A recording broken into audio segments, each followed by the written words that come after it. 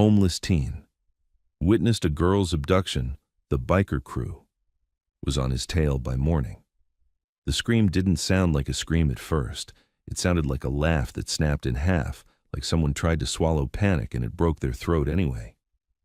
Eli had been half asleep under the bus stop canopy, shoulders pressed to cold plexiglass, when the black van rolled up without headlights. One second the street was empty, the next it was there, idling like it had always belonged to the curb. A girl stepped back into the sodium light, eyes wide, and Eli saw her mouth form one word he couldn't hear. Help. Before we continue, tell us in the comments where you are watching this from. Eli's hands were already moving before his brain caught up. That's how survival worked when you didn't have time to be brave, only quick. He shoved his blanket into his backpack, stood, and the world sharpened. Wet pavement, the hiss of a distant semi, the flicker of a broken street lamp. The girl was about his age, maybe 16, maybe 17, in a thin hoodie that didn't match the wind. Her sneakers skidded as she tried to back away. A man in a dark hoodie had her wrist. "Let go," she said, clear this time. Not loud, like she already knew loud didn't matter. The man yanked her toward the van. "Stop acting." Eli took a step forward. His stomach sank the way it did when an adult's voice went wrong, when a situation stopped being a misunderstanding and became something else. The man's grip wasn't a boyfriend's grip. It wasn't a father's. It was a clamp. "Hey!" Eli called out, voice cracking in the cold. "Yo, leave her alone!" Both heads snapped toward him. The girl's eyes found him like a rope thrown across a river. The man's eyes were flat, annoyed, as if Eli was a streetlight that had started talking. "Mind your business," the man said. The van's side door slid open with a soft mechanical shh. Eli saw darkness inside, a bench seat, the edge of a duffel bag. The kind of clean, empty space that made your skin crawl, because nothing in it belonged to a normal night. Eli moved faster. He didn't think about how his ribs still ached from sleeping wrong. He didn't think about the last time he'd tried to do the right thing and ended up in handcuffs while the guy with the clean jacket walked away smiling. He only thought, if she goes in, she doesn't come back out.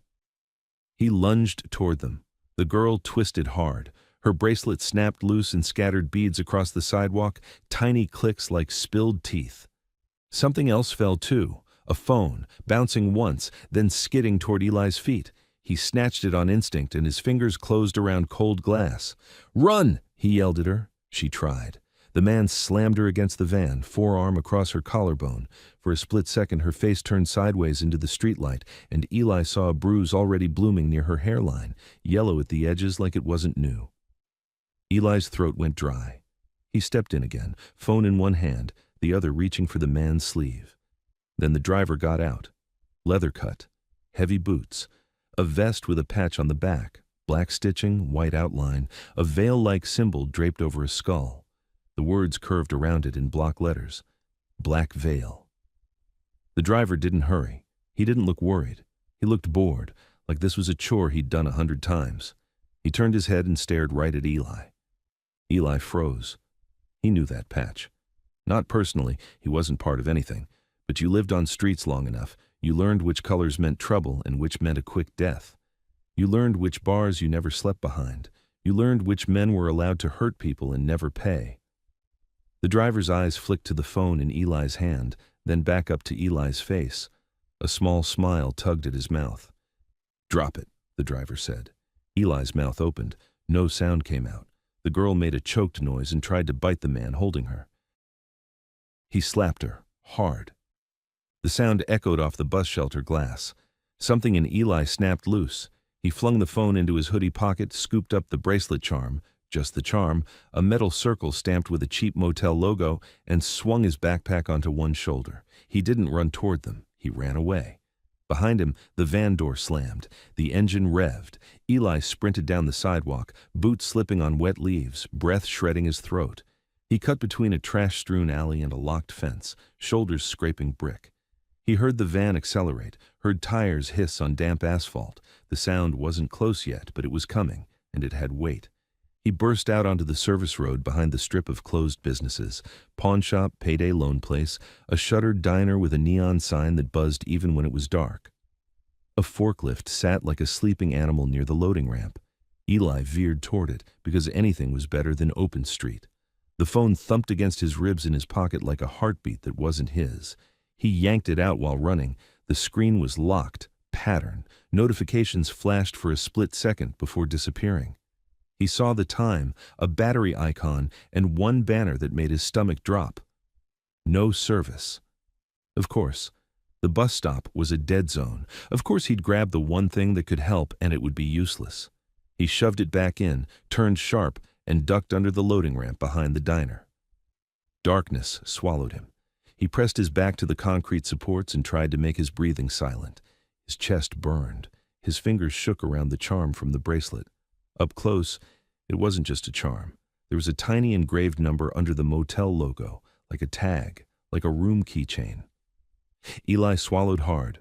On the road, the van slowed. He could tell because the engine sound dropped, and then there was the subtle crunch of tires rolling over gravel, not speeding past, searching. Eli slid deeper under the ramp, knees muddy, and forced himself not to cough. A headlight beam swept across the alley mouth, once, twice. Eli held still so hard his muscles cramped. He tried to picture the girl's face again. Kayla, he decided, because she looked like a Kayla, but he didn't know her name. He didn't know anything except that she'd looked right at him. And now she was gone. The beam vanished. For 3 seconds there was nothing but wind and the distant roar of traffic. Then boots hit the gravel, heavy, unhurried, coming closer. Eli's mind raced. If he ran now, he'd be a shadow in a headlight. If he stayed, he was a cornered animal. His hand went to the phone again. He could try 911 anyway. Even with no service, sometimes it would connect. Sometimes. He flipped it out. The screen lit up, and the moment it did, a sharp vibration buzzed in his palm. 1, 2 pulses, like the phone had just been woken up by something else. Then, for half a second, he saw a symbol in the top bar he didn't recognize. Not Wi-Fi, not LTE, something like a tiny location pin. Eli's blood turned to ice. The phone wasn't dead. The phone was talking. Bootsteps paused near the ramp. Eli could see a sliver of street through the gap, and a shadow fell across it. A man's silhouette, broad shoulders, the outline of a vest. A low voice carried into the darkness, not shouted, not strained, almost amused. "He's close," the voice said. "Kid ran this way." Another voice answered from farther out, muffled by the wind. "You sure?" "Yeah," the first voice said. "We got eyes."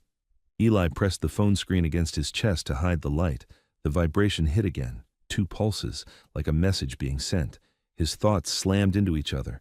If the phone had some kind of tracker, if it pinged when he moved, when it lit up, then he wasn't hiding. He was broadcasting. He turned the phone off, not sleep, full off. The screen went black.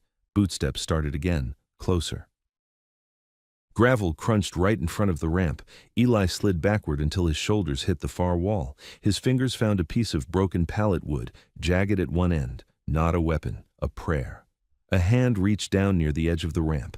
Eli saw knuckles, dirty nails, the cuff of a leather glove. The hand grabbed the bottom lip of the ramp like the person was about to crouch and look in. Eli's heart hammered so hard it made his vision pulse. The man leaned down. Eli saw part of his face through the gap. Stubble, a scar near his mouth, and eyes that didn't belong to someone who worried about consequences. "Come out," the man said softly. "We just want to talk." Eli didn't move. The man's smile widened as if he could already see him. "You got something that ain't yours." Eli's grip tightened on the pallet wood. He was shaking now, and he hated it. He hated that fear made noise inside him, even if his body stayed silent. From the road, the van door opened and closed. Another set of footsteps approached, slower. Someone else coming to join the search. Eli's mind flashed through every place he could run. The diner back door was chained, the alley was open, the street was death. The only way out was past them. He swallowed, tasted rust. He shifted his weight, and a pebble rolled under his shoe with a tiny click. The man under the ramp stopped smiling. "You hear that?" he called out, voice suddenly sharp. Eli froze again, but it was too late. The man lowered further, and his eyes locked into the darkness like they had night vision. "There you are," the man said. He reached under with his arm, grabbing at air, trying to hook Eli's ankle. Eli reacted on pure reflex. He swung the pallet wood downward, hard. It cracked against the man's forearm. The man hissed and yanked back, swearing.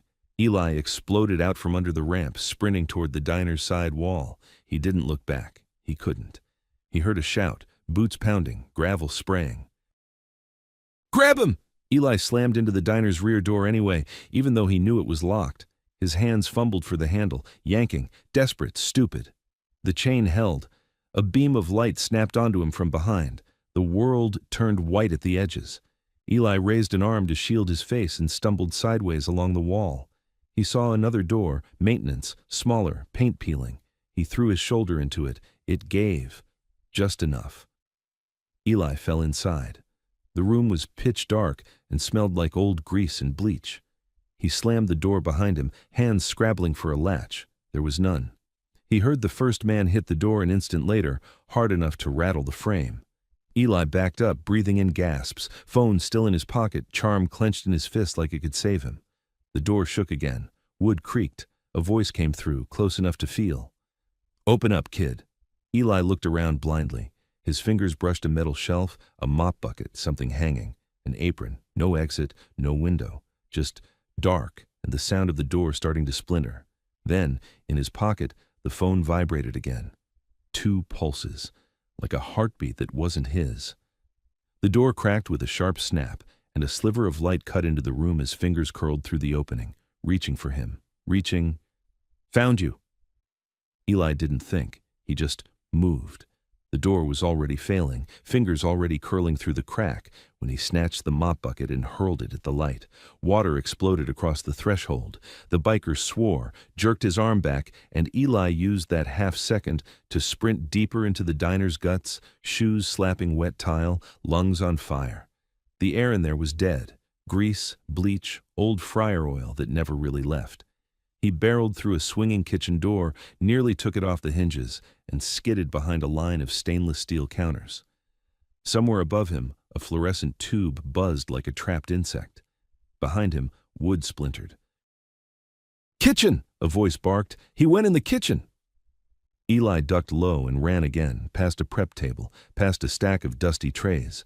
He found another door, pushed it, and stumbled into a narrow corridor that smelled less like food and more like rot. A back hallway, storage, employees only, the kind of place no customer ever saw. The corridor ended in a metal door with a red exit sign above it. Eli hit it hard, and it slammed open to cold night air. He burst into a fenced-in service yard full of junked pallets and rusted dumpsters. Chain link on 3 sides, the street on the 4th, just beyond a gap between 2 buildings. A headlight swung into the yard from the alley. Eli dove behind a dumpster as the van rolled up, slow and sure. The driver's window slid down. He heard laughter, low, confident, like the chase was entertainment. "You ain't fast, kid," someone called. "You just lucky." Eli forced himself to stay still. His fingers tingled. His heartbeat pounded in his ears so loud he couldn't tell if they could hear it too. Then, from the street, came another sound, different from the van. A lone motorcycle, idling. It pulled up, engine rumbling like an animal. Eli peeked around the dumpster and saw it. Chrome, black paint, a silhouette of a rider in a cut with the same patch. Black veil. The rider dismounted, boots on concrete, unhurried steps. He walked into the yard like he owned the air. "Split up," the rider said. "Check every corner. He's got the phone." Eli's stomach dropped so hard it felt like falling. They weren't guessing. They knew. His pocket buzzed. 2 pulses. The phone again. Eli clamped a hand over it like he could smother the vibration, like that would erase him from their world. He turned it on just enough to see the screen glow and then immediately regretted it. The light reflected faintly off the dumpster's wet metal. The pattern lock stared back at him. Unbroken, he swiped down. No notifications, no help, no way into it. But at the top of the screen, that same tiny pin icon flickered for a heartbeat and vanished. Eli understood then, in a cold, clear way, that the phone didn't need him to unlock it to betray him. He powered it off again. Too late. A flashlight beam knifed across the service yard, landing on the ground near the dumpster. It climbed, slow, like someone savoring the moment. Eli pushed himself backward, looking for any gap, any hole in the fence. There was none. Just Chain link and metal posts sunk into concrete. A shadow crossed the yard entrance, someone stepping in. Eli grabbed the motel charm from his other pocket, the little metal circle stamped with the cheap logo and the tiny number underneath. He didn't know why he still had it. He just did. Like some part of him thought it might turn into a key in the right door. The flashlight beam stopped. A voice, close now, said, "I see you." Eli launched. He sprinted straight at the gap between buildings, straight toward the street, straight toward the only open space left.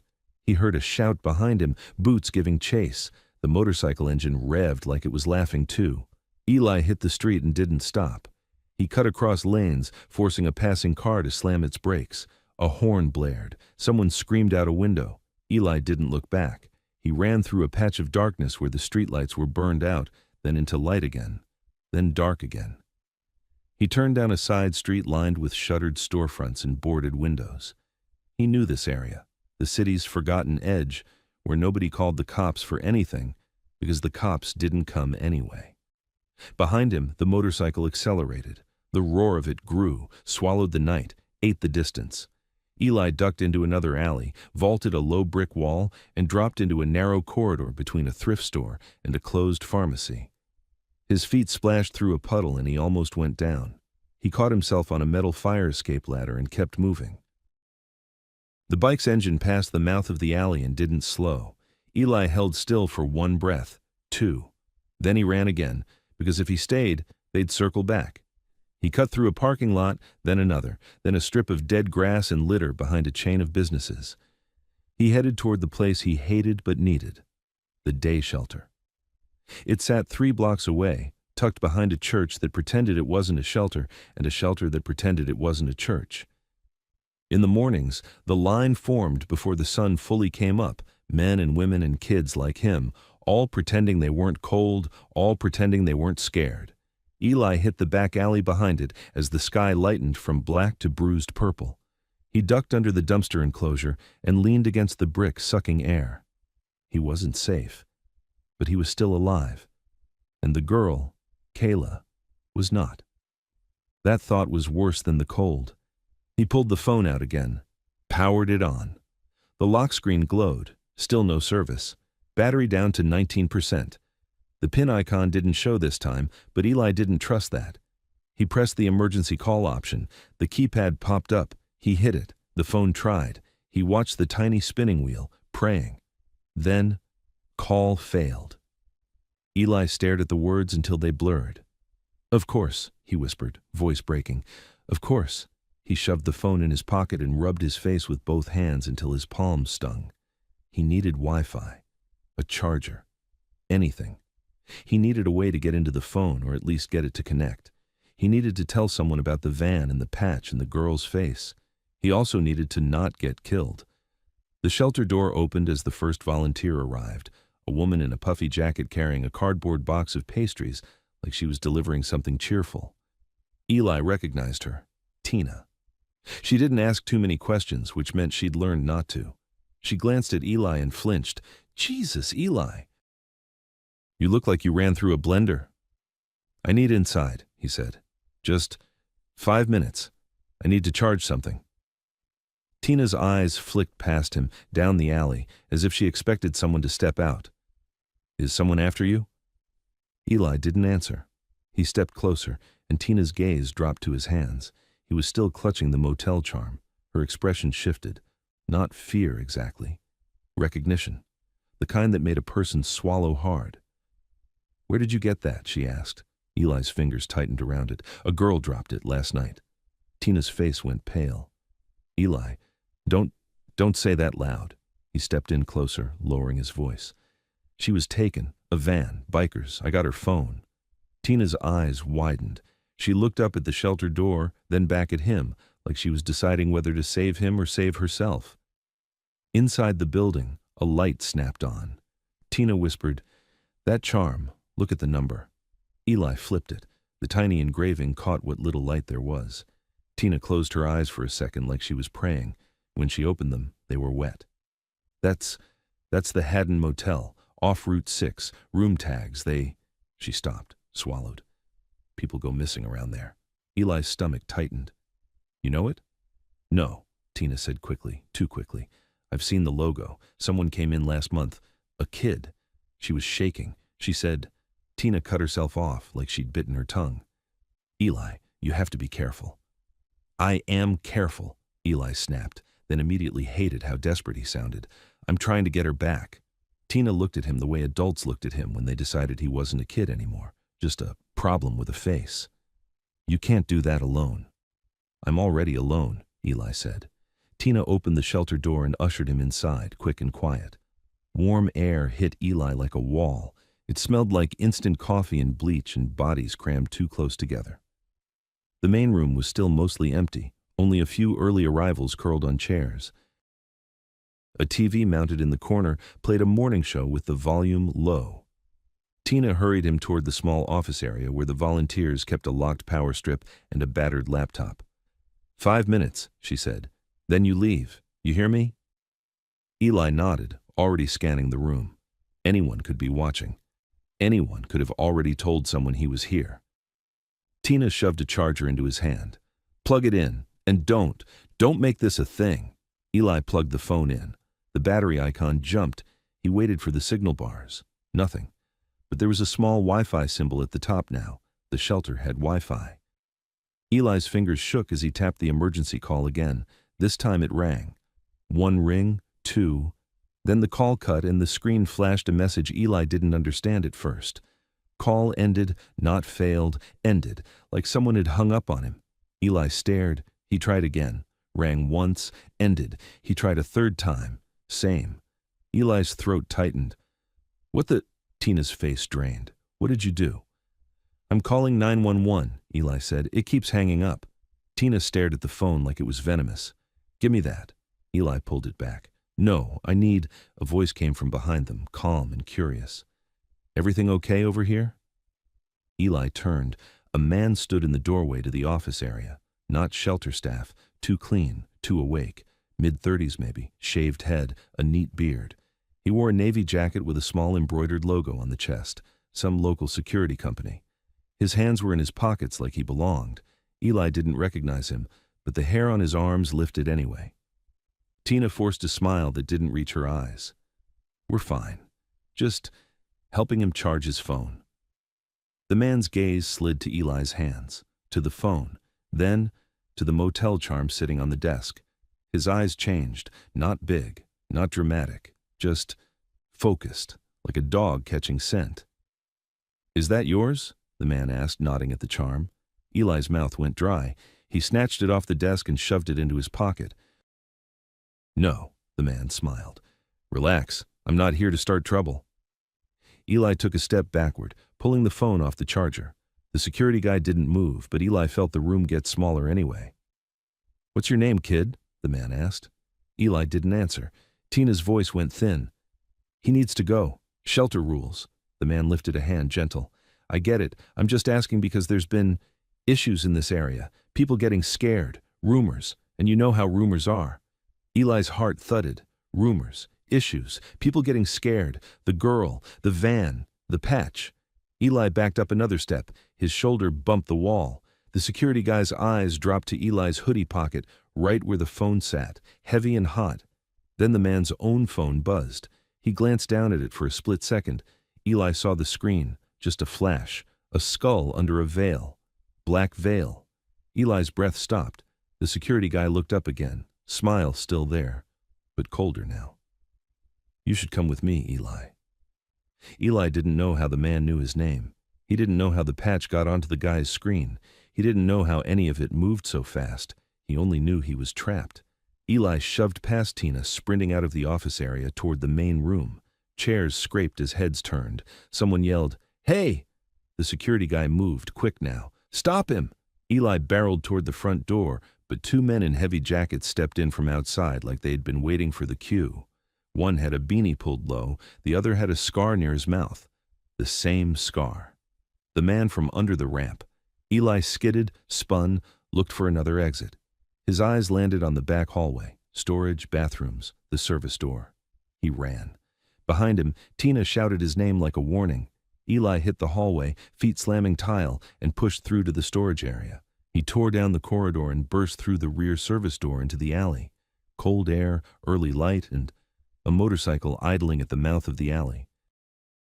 The rider turned his helmeted head slowly toward Eli, like he'd been listening for him the whole time. The engine's rumble vibrated through Eli's bones. The rider raised a gloved hand and pointed, not at Eli's face, at Eli's pocket. Eli stopped dead, throat closing, because the phone in his hoodie vibrated, 2 pulses, then buzzed long and hard like it was screaming without sound. And from behind him, boots hit the alley concrete, fast, closing in. Eli reached into his pocket to yank the phone out, just to throw it, smash it, do anything. But the screen lit on its own. Unlocked. A single message filled it in stark white letters. Bring it back. Eli didn't throw the phone. Not yet. He stood in the alley with the motorcycle idling at the mouth like a gate that could close whenever it wanted. The rider didn't move, just watched, helmet angled toward Eli's pocket like he could see straight through fabric. Behind Eli, the shelter door banged open again and boots hit concrete. Fast, sure, more than one. Not a chase, a sweep. The phone vibrated, long and ugly, and the screen lit through Eli's hoodie. Unlocked. Bring it back. Eli's throat went dry. He spun and ran, shoving himself into the narrow service gap between the church wall and the neighboring building. Brick scraped his shoulder. He turned sideways to squeeze through, breath rasping, ankle screaming with every step. "Back there!" a voice snapped. "He's cutting through!" Eli hit the end of the gap and burst onto a side street just as a delivery van rolled past. He hooked behind it, using the van's bulk as moving cover. The driver never noticed the kid glued to the shadow of his bumper. Eli stayed with it half a block, then cut left into a parking lot, weaving between cars still fogged with morning condensation. He didn't have a plan. He had one rule. Keep changing the picture. He ducked into the first open door he saw. Warm air, sugar smell, a bell chime. A donut shop already serving commuters. The guy behind the counter looked up, startled. "Hey!" Eli didn't answer. He aimed for the restroom sign, shoved through the door, and locked it behind him. His chest heaved. His hands shook as he pulled the phone out, still unlocked, signal full, like it was proud of itself. Eli punched 911. It rang once. Click. Call ended. He stared, disbelief turning to anger. He tried again. Ring, click, ended. Not failed, ended. Like someone was on the other end, listening, deciding. Eli swallowed hard and opened the recent calls. 3 missed calls from Mom, no number, just a label. It looked normal, but everything about this phone was wrong. He hit Mom. It rang. Eli held his breath. 1 ring, 2. "Hello?" A woman's voice, tight and ruined. "Kayla? Kayla, baby?" Eli forced the words out before fear could shut his mouth. "Ma'am, I'm sorry, it's not Kayla. My name's Eli. I found this phone. I saw your daughter get taken last night." Silence, then a sound like the woman had been punched. What did you say?" "A black van at the bus stop by the highway strip," Eli said fast. 2 men. One had a biker patch, black veil. They dragged her in. She dropped her phone and a charm, like a motel tag. It had a number, 312. "Oh my God," she whispered. "Oh my God, Kayla." Eli pressed his forehead to the wall, eyes shut tight. "You have to go public. Do you hear me? Someone is ending emergency calls. The cops aren't." A faint electronic chirp cut into the line. Eli froze. "Did you hear that?" "What?" the woman breathed. "Hear what?" Another chirp, then a soft click like a mic opening. Eli looked at the screen. A tiny red dot icon had appeared at the top, recording. He hadn't touched anything. His blood went cold. "Ma'am, I think this phone is tapped." A strangled sob. "Who is that? Who is listening?" Eli lowered his voice. "What's your name?" "Marissa," she choked. "Marissa Hart." "Marissa," Eli said, locking it in. "Listen to me. Write it down. Black Veil. Haddon Motel off Route 6. Room tag 312. And my name, Eli Grayson. If something happens to me, you don't let them bury it. You go live. You tell everyone." The bathroom door handle outside turned slightly. Eli's eyes snapped up. He held his breath. A knock, 2 taps, polite. A man's voice slid through the door, warm as if they were old friends. "Kid?" Eli's stomach dropped, scar mouth. Marissa heard it. "Eli? Who is that?" Eli whispered, urgent. "Don't hang up. If I go quiet, you go live, right away." The voice outside knocked again, still gentle. Come on, Eli, you're making this harder than it has to be. How did he know his name? Because Tina had shouted it. Because they weren't just hunting, they were collecting details like receipts. Eli's mind raced. This was a single bathroom, no window that opened, no second exit. If they came in, he'd be stuck. He backed up, eyes darting. The sink, the toilet, the paper towel dispenser. Nothing that mattered. The lock clicked with a thin scraping sound, something sliding in, a tool. Marissa's breathing turned ragged. Eli, what's happening? Eli forced calm into his voice. Even his panic climbed his spine. Marissa, promise me. Promise me you'll go public. I promise, she sobbed. The phone vibrated in Eli's palm, long and steady. The audio warbled. Then another voice joined the line, smooth, male, calm. Eli. Eli's heart stalled. Who are you? Marissa cried out. Where is my daughter? Say where she is. The smooth voice ignored her completely. You really thought you could borrow what isn't yours? Eli's throat tightened. What do you want? Bring it back, the voice said, like it was reading a schedule. The phone and the tag. Eli's fingers clenched around the motel charm in his pocket. They knew about that, too. Outside, Scarmouth's voice stayed friendly. Open up, kid. We can do this easy. Eli understood with sick clarity. If they got the phone, they erased the only thread he had. If he kept it, they'd make an example out of him. Either way, he was running out of seconds. He made a choice. He lifted the phone and spoke loud, clear, into the mic that wasn't his. My name is Eli Grayson. I witnessed Kayla Hart being abducted by men connected to Black Veil. The motel tag is number 312 from Haddon Motel off Route 6. If you hurt me, you prove it's you. Marissa sobbed. Eli, the smooth voice turned cold. You're loud. The lock gave. The door swung inward. Scarmouth stood there, smiling like a man walking into a meeting he'd scheduled. Behind him was the neat security guy from the shelter. Same navy jacket, same calm eyes, like he belonged in daylight. Scarmouth lifted his hands, palms out. There we go. Eli backed up until his shoulder hit the wall. Tell her where Kayla is. Scarmouth's smile twitched. Phone, kid. Eli's gaze flicked to the counter near the sink.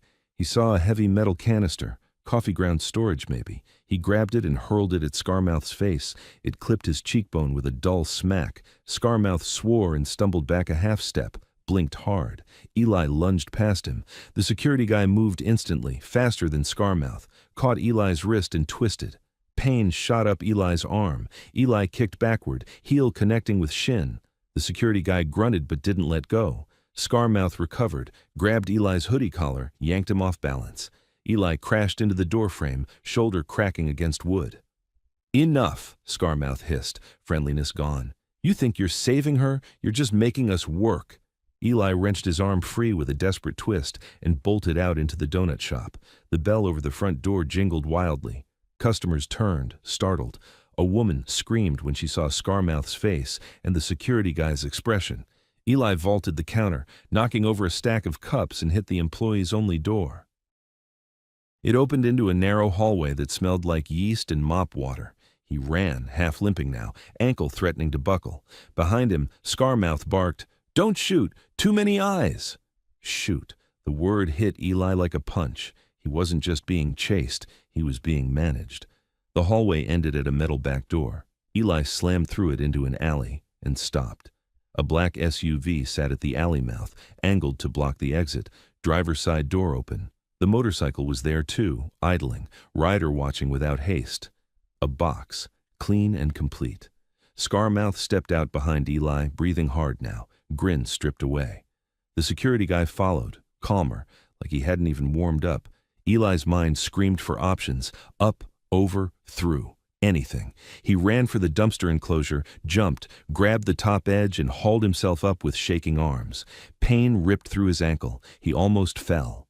He gritted his teeth, rolled over, and dropped on the other side. He hit pavement and kept running into a parking lot behind the businesses, dodging a car that backed out. A horn blared. Eli didn't slow. He hit the street and merged into pedestrians who didn't see him. People with lattes and headphones and clean hands. They glanced at him and looked away. Trouble was contagious. He shoved the phone to his ear. Marissa, can you hear me?" Static, then her voice thin and trembling. Eli, I'm recording. A harsh buzzing tore through the call, like someone crushing wires. The smooth voice returned for half a second. Enough. The call died. Screen went dark. Eli stared at it while running, fury and fear mixing until he couldn't tell which was which. They didn't just listen.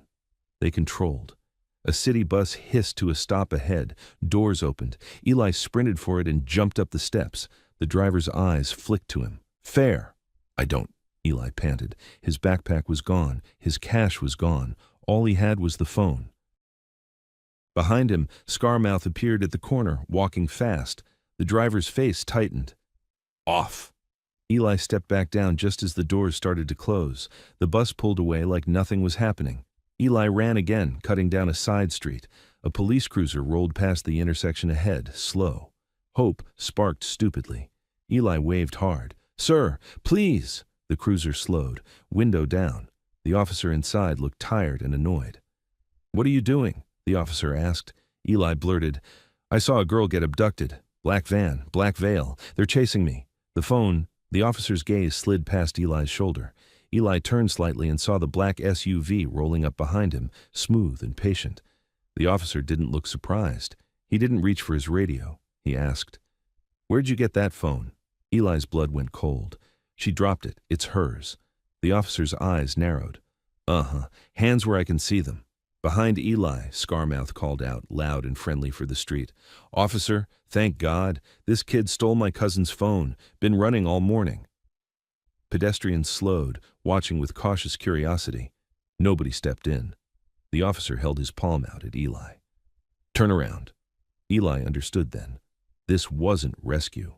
This was handoff with a badge. He backed a step, shaking his head. You can't. Turn around, the officer repeated, sharper. Eli's hands rose slowly. The officer stepped closer. Eli made the only move he had left. He lunged past the cruiser, straight into the street. A horn screamed. Tires squealed. A bumper missed him by inches. Eli hit the far curb, rolled, and came up running, ankle burning like fire.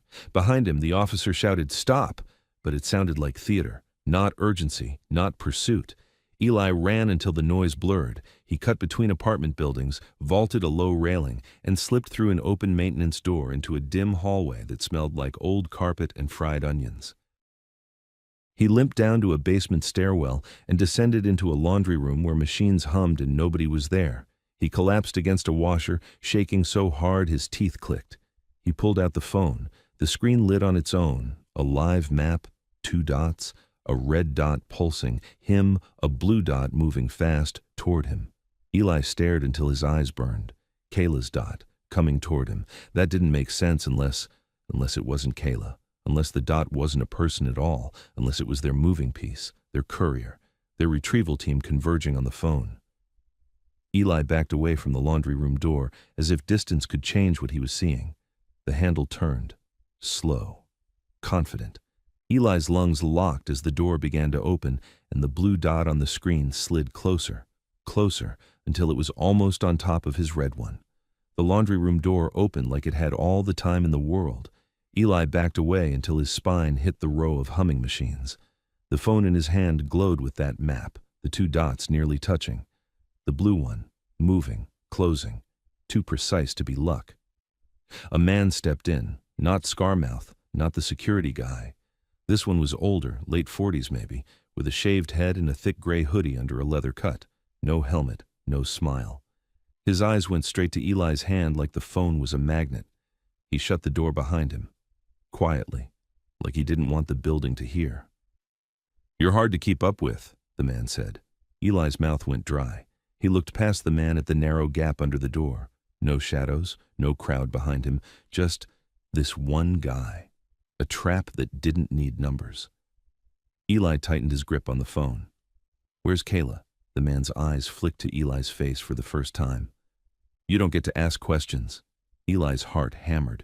He forced his voice steady. I talked to her mom. She's recording. She'll go public. The man paused half a beat, just enough to show the words landed. Then his expression smoothed again. She won't, he said. But you might? Eli's stomach twisted. What does that mean? The man took one step forward.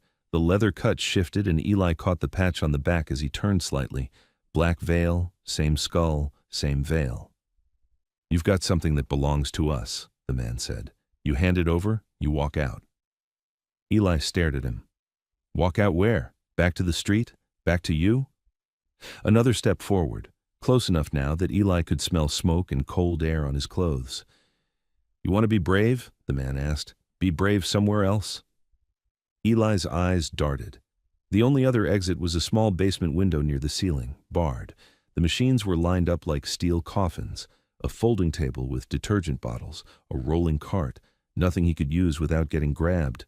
The man's gaze lowered to the phone again. Last chance. Eli's mind raced. If he gave up the phone, he lost everything, but keeping it had already turned every door into a dead end. The phone wasn't saving him, it was dragging him. He looked down at the map. The blue dot wasn't moving anymore. It was here, which meant this man was the blue dot, or his phone was. Eli's throat tightened. "That's not Kayla, is it?" The man didn't answer. And that was the answer. Eli's fingers slid over the screen. There was a small icon. Settings, maybe. He didn't know what he was pressing. He just needed anything, a name, a clue, something to hold on to. The man saw the movement and lunged. Eli reacted on instinct. He flung the phone, not at the man, but across the room toward the far corner, where it would skid under a machine and buy him seconds. The phone clattered and slid. The man swore and pivoted toward it. Eli ran the other way, straight at the man, because past him was the only path. Eli lowered his shoulder and slammed into the biker's side. For a second, it worked. The man staggered. Then a forearm hooked around Eli's neck from behind like a steel bar. Air vanished. Eli clawed at the arm, feet scrambling on the concrete. The biker dragged him backward, tightening until Eli saw black stars at the edges of his vision. "Stupid," the man hissed in his ear. "So damn stupid." Eli dug a heel back and stomped. It caught shin. The biker grunted but didn't loosen. Eli's hand found something on the folding table, a plastic detergent bottle. He snatched it and slammed it backward against the biker's head. The bottle burst, liquid splashed. The biker cursed and the grip loosened just enough. Eli twisted free and fell forward, coughing, gulping air like it hurt. He crawled, grabbed the rolling cart, and shoved it sideways. It crashed into the biker's knees. The man stumbled, caught himself, and Eli used the moment to sprint for the stairs leading up. He hit the first step and nearly collapsed, ankle flaring, balance gone, but he forced himself upward, one step, then another, hands grabbing the rail. Behind him, the biker recovered fast. Boots pounded after him. "You can't run forever," the man shouted. Eli burst through the basement stairwell door into a dim hallway. Somewhere above, someone's TV blared faintly through an apartment door. Ordinary life, stacked on top of his nightmare like it didn't care. Eli limped down the hall, tried the exit door. Locked. Of course it was locked. Key fob building, safe for everyone except the kid being hunted inside it. The stairwell door banged open behind him. Eli's eyes snapped to the trash chute door. Next to it, a narrow maintenance closet with a simple knob lock. He yanked it open and slipped inside, pulling the door mostly shut but not latching it. Darkness, dust, pipes, a smell like damp cardboard. He pressed his mouth to his sleeve to silence his breathing. Footsteps approached. The biker moved down the hallway, slow now, listening. Eli could hear the faint squeak of leather, the scrape of boot soles on worn carpet. "You're about to make this real painful," the biker said, voice calm. "I've got time." Eli's heart battered his ribs. He looked around the closet, a small maintenance panel in the wall, a pile of old paint cans, a short ladder, nothing that got him out. The hallway went quiet. Then, softly, "I can smell that detergent." The biker's shadow slid under the door seam. Eli's lungs locked. He backed up until he hit the pipes. The doorknob turned. The biker pulled the closet door open. Light spilled in, and the biker filled the frame. Broad shoulders, gray hoodie under the cut, face unreadable. Eli swung the nearest thing he could grab, a paint can. It crashed into the biker's shoulder with a dull metallic thud. The biker grunted, stepped back, then surged forward anyway, one hand reaching. Eli ducked past him, shoulders scraping the doorframe, and bolted back toward the stairwell because it was the only route not blocked. He hit the stairwell door, yanked it open, and went up, skipping steps as his ankle threatened to fold. Above him, a landing, another door, the outside. He hit it and shoved. It opened. Cold air slapped him. He stumbled out into the back lot of the building, into early sunlight and parked cars. For a second, he thought he'd made it. Then he saw them. 2 motorcycles at the far end of the lot, engines already running. The black SUV idling behind them, Scarmouth leaning against the SUV like he'd been waiting for a late friend. Eli froze. Scarmouth lifted a hand in a casual wave. "Morning, Eli," Scarmouth called, smiling. "You look like hell." Eli backed up a step. His gaze flicked behind him, the stairwell door. It swung open. The older biker stepped out, breathing steady, as if the basement chase hadn't cost him anything. Eli was boxed between them, in full daylight, with nowhere to turn without stepping into traffic. Scarmouth pushed off the SUV and started walking toward him. "You kept making it loud," he said. "That's why we had to bring in Ray."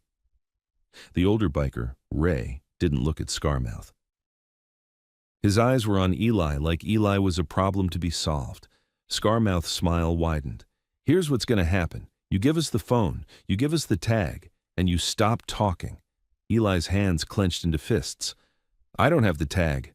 Scarmouth tilted his head. "Sure you do. You're wearing it somewhere, or you hid it. Either way, we'll find it." Eli swallowed hard. "Kayla's mom knows. She'll—" Scarmouth cut him off, voice sharp for the first time. "No, she won't." Ray stepped forward 1 pace. "Kid," he said, quiet. "Last offer." Eli's mind raced. He needed a distraction, a crowd, a camera, anything. His eyes landed on the building's entrance camera mounted above the back door, cheap but real. Red recording light. And across the lot a woman was walking to her car, keys in hand, glancing at them with uneasy curiosity. Eli made himself breathe. He raised his voice, loud enough to carry. "Help! They kidnapped a girl! Black Veil! Haddon Motel!" Scarmouth moved like a switch flipping. He closed the distance fast, hand snapping out. Eli tried to step back, but his ankle gave and he stumbled. Scarmouth grabbed the front of Eli's hoodie and yanked him in close, smiling for the woman across the lot like this was a misunderstanding. "Shh," Scarmouth whispered into Eli's ear. "You don't want her to get hurt too." Eli's blood went cold. He stopped fighting for half a second, just long enough to see the woman across the lot hesitate, then look away and unlock her car faster. Ray walked up behind Scarmouth and reached into Eli's hoodie pocket with calm certainty. Eli jerked, trying to twist away. Ray's hand paused, not because Eli stopped him, because the phone wasn't there. Ray's eyes lifted, sharp now. "Where is it?" Eli's chest tightened. "In the basement, under a machine, somewhere in that laundry room." Scarmouth's grip tightened on his hoodie. "Don't play." Eli swallowed hard, voice thin. "I threw it." Ray didn't blink. "Then we go back down." "You show us." Scarmouth leaned closer to Eli's ear, voice sweet again. "And if you lie, we take something you can't throw away." Eli's breath shook. He stared at the stairwell door behind them, down into the building, down into the basement, down into the place where the map had lit up like a trap. Then the back door of the building opened again. Tina stepped out. Eli's stomach dropped. She shouldn't be here. She should have stayed inside. She should have... Tina looked straight at Eli, eyes wide with fear, then at Scarmouth and Ray. Her hands were shaking, but she had a phone held up in front of her, camera pointed at them. "Let him go," Tina said, voice trembling but loud enough to carry. "I'm recording." Scarmouth's smile didn't move, but his eyes did. Ray's gaze slid to Tina's phone like it was a fly to be swatted. Eli felt the world tilt, because Tina had just stepped into the line of fire for him, and Scarmouth had warned him what would happen if anyone else got involved. Scarmouth released Eli's hoodie slowly and turned toward Tina, still smiling. "Hi," Scarmouth said, polite as ever. "Put that down." Tina didn't. Her arms shook, but she kept the phone up. Ray took 1 step forward, and Eli realized with sick certainty that whatever happens next is going to happen fast. "Hi," Scarmouth said, like he'd just run into Tina at a grocery store. "Put that down." Tina's hands were shaking so badly the phone wobbled, but she kept it aimed at him. "Back away from him," she said. "I'm recording, and I already sent it." Eli's heart slammed. Sent it where? To who? He didn't dare hope. Ray's eyes stayed on the phone, flat and calculating. He didn't look angry. He looked like he was measuring distance. Scarmouth chuckled. "You sent what, sweetheart?" Tina swallowed. Your faces, your patch, his name, everything. Scarmouth's smile thinned. You think that's leverage? Eli tried to speak, but Scarmouth's hand was still on his hoodie, fingers pinching fabric at his collarbone like a reminder. Ray stepped one pace closer to Tina. Give me the phone. Tina took a half step back, keeping it raised. Don't touch me. Across the lot, the woman with the car keys slid into her driver's seat without looking over again. Doors locked. Engine started. Eli watched her pull out like she'd just erased herself from the moment. The camera above the back door blinked red. Eli forced air into his lungs. Tina, go inside, he rasped. Tina's eyes flicked to him, panic and stubbornness mixed. I'm not leaving you. Scarmouth leaned toward Eli's ear, voice soft enough only Eli could hear. I told you, you make it loud, other people pay. Eli's stomach twisted. He couldn't let Tina get hurt. Not for him, not because he'd dragged poison into her morning. Ray moved again, fast this time, a sudden reach. Tina yelped and jerked away, her phone tilting, the image blurred. Scarmouth released Eli in the same instant and stepped toward Tina, palm out as if to calm her. Easy, don't do something stupid. Eli seized the half-second. He lunged past Scarmouth, grabbed Tina's wrist and yanked her toward the stairwell door. Run, he hissed. They ran. Eli shoved Tina into the stairwell first, then slammed the door behind them. The metal echoed. Footsteps hit the outer side immediately, hard enough to rattle the frame. Open it! Scarmouth shouted, his voice suddenly ugly. Open the damn door! Eli's ankles screamed as he took the stairs 2 at a time. Tina followed, breathing in sharp, terrified gasps. What did you send? Eli panted. Tina's voice trembled. To Rosa. Who? A nurse, Tina said. My friend. She's helped people before. She knows what to do. She knows who to call. Eli's chest tightened. A real person, a real line, not 911 that ended on command. They hit the basement landing. Eli didn't stop. He pushed the door to the laundry room and they spilled into the humming space. The detergent stink hit him like a memory. The machines, the folding table, the corner where he'd thrown the phone. Eli moved fast, dropping to a crouch, scanning under the machines. It slid. Somewhere. Tina stood near the door, phone still up, recording, her face pale. They're coming. Keep filming, Eli said. If they touch you, keep filming. Tina's eyes filled. Eli, I'm sorry. I shouldn't have. You did the only thing that makes them nervous, Eli said, and he meant it. Light. He spotted it, black rectangle under the far washer, screen dark. He crawled, reached, and pulled it out with shaking fingers. The phone lit immediately, as if it had been waiting. Map, red dot, blue dot. The blue dot was on top of him now. Eli's mouth went dry. The dot wasn't just close, it was here, inside this room. It had never been about distance, it had been about possession. Tina whispered, What is that? Eli didn't answer. He swiped wildly until he hit a screen he hadn't seen before, an app with a plain icon, no name, just a black square. It opened without a password. A list appeared. Numbers, times, short labels, drop, pickup, shift, 312, C-Doc. Eli's brain tried to grab it. C-Doc, he muttered. What's C-Doc?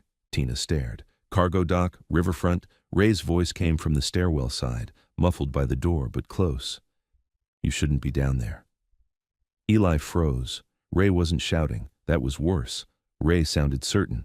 Scarmouth's laugh followed. Kid's got a thing for basements. The stairwell door handle turned.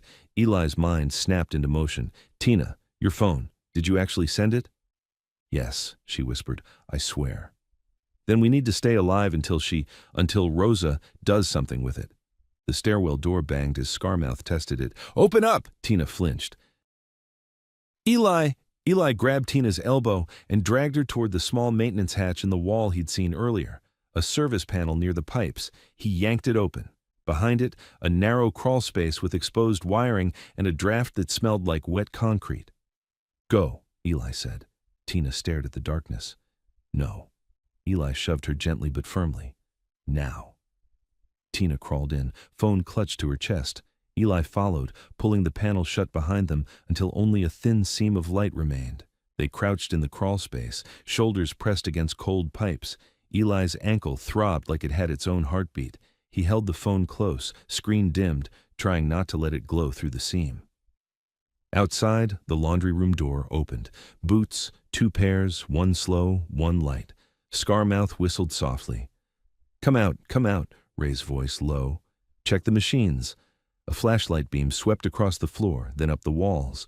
It paused on the maintenance panel for a half-second too long, then moved on. Eli's lungs locked. Scarmouth's boots came closer. He spoke like he was talking to a scared animal. Eli, you're a smart kid. Smarter than most. Don't make Ray irritated. Ray didn't answer. Eli could hear him shifting things. Metal clinks, the thud of a washer door. Tina's breathing was shallow. She whispered, barely audible, "Rosa, please, please." Eli looked down at the phone in his hand. That list again. Drop, pickup, 312, CDOC, times. One time was highlighted in red, 7 o'clock. Eli checked the clock on the lock screen, 6:42, 18 minutes. His stomach tightened. Sunrise plus 1 hour, not a threat, a timetable. Eli whispered to Tina, "They're moving her, at 7. Tina's eyes widened. "Kayla?" "Yeah," Eli breathed, even though he wasn't sure, but he had to act like it was true. If he hesitated, she stayed a dot forever. A sudden metallic scrape outside made Tina flinch. The seam of light under the panel widened. Someone had crouched and was peering. Scarmouth's eye appeared in the crack like a coin in a slot. "Well, look at that," he murmured. "Found you." Eli moved before fear could freeze him. He shoved the panel outward hard, slamming it into Scarmouth's face. Scarmouth swore and stumbled back. Eli grabbed Tina's wrist and yanked her out of the crawl space. They bolted across the laundry room. Ray lunged in their path, too fast for his size. He reached for Eli's shoulder.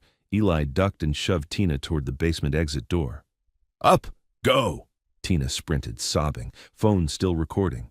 Eli pivoted and ran the opposite way, toward the far corner, pulling Ray's attention. Ray followed. Scarmouth recovered and chased Tina, shouting, "Get that phone!" Eli's chest tightened. He couldn't let them take her recording. That was the only thing that might outlive him.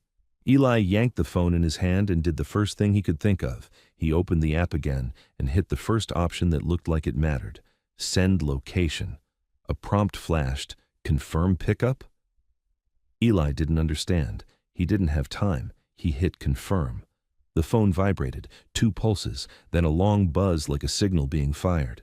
Ray skidded to a stop mid-stride. His head snapped down to his own pocket. His phone buzzed too. Ray's face changed, just for a blink, like someone had just moved a piece on a board without permission. Scarmouth stopped chasing Tina. "What did you do?" Scarmouth barked. Eli backed toward the wall, heart hammering. "I don't know," he lied. Ray's eyes lifted to Eli, sharp now. "You just confirmed a pickup." Eli's throat went dry. "What pickup?" Ray didn't answer. He turned his head slightly, listening, not to Eli, but to something outside the building, something approaching. A distant engine, not the SUV, not the motorcycles, heavier, multiple. Scarmouth's smile was gone now.